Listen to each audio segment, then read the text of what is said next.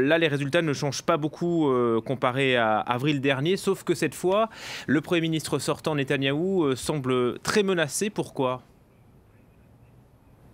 Bonjour. Menacé, oui, menacé politiquement, comme on vient d'entendre.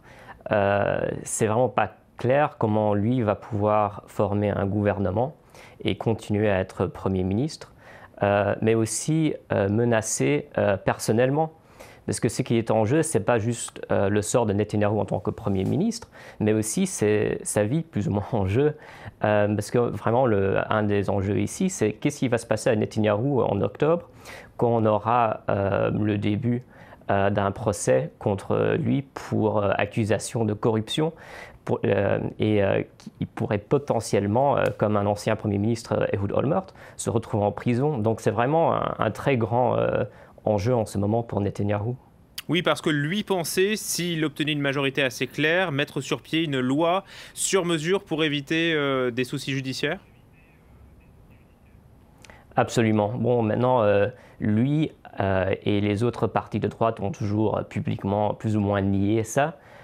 Mais c'est clair que c'était toujours ce qui a été discuté dans les arrière-salles et c'était vraiment ce qui était discuté aussi après les élections d'avril. Et c'est clair que s'il avait eu un gouvernement de droite, je pense que oui, il aurait été immunisé d'une façon ou d'une autre.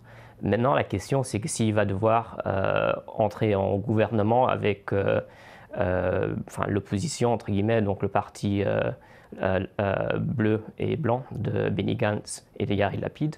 La question, c'est que est-ce que ceux-là vont aussi lui donner une immunité? Parce que pour l'instant, eux maintiennent une position très forte qui dit que oui, ils veulent bien entrer en coalition avec le Likoud, mais ça devrait être sans Netanyahou. Et sans Netanyahou, ça voudrait dire Netanyahou en prison potentiellement, à moins d'avoir un accord entre eux. Ça veut dire que cette élection a vraiment tourné et tourne encore pour les alliances autour de Netanyahou. Oui, toujours. Comme on a vu dans les élections en avril, c'était vraiment une élection pour ou contre Netanyahou, comme on dit en Israël, pour ou contre Bibi. Et tous les autres issues politiques ont plus ou moins été à l'arrière-fond. Donc, quand on parle d'autres issues, surtout les issues sécuritaires ou palestiniens, généralement, c'est Netanyahou qui essaye d'utiliser ces points-là pour se montrer en tant qu'homme fort. Mais oui, c'était vraiment la question de Netanyahou qui a dominé. Glovat, on l'a vu dans le sujet, l'ultranationaliste Avigdor Lieberman est crédité de 9 sièges. Il est donc une nouvelle fois faiseur de roi.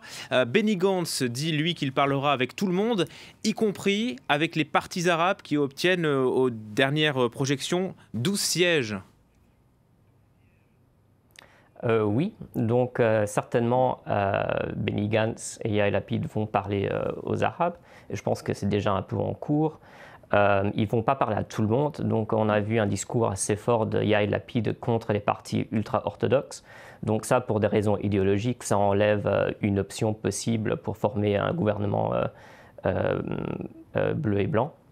Mais aussi un autre problème de ces idéologies, de ces lignes rouges politiques, c'est que Lieberman, qui est bien sûr assez contre Netanyahou, il est aussi contre les partis arabes et les partis ultra-orthodoxes.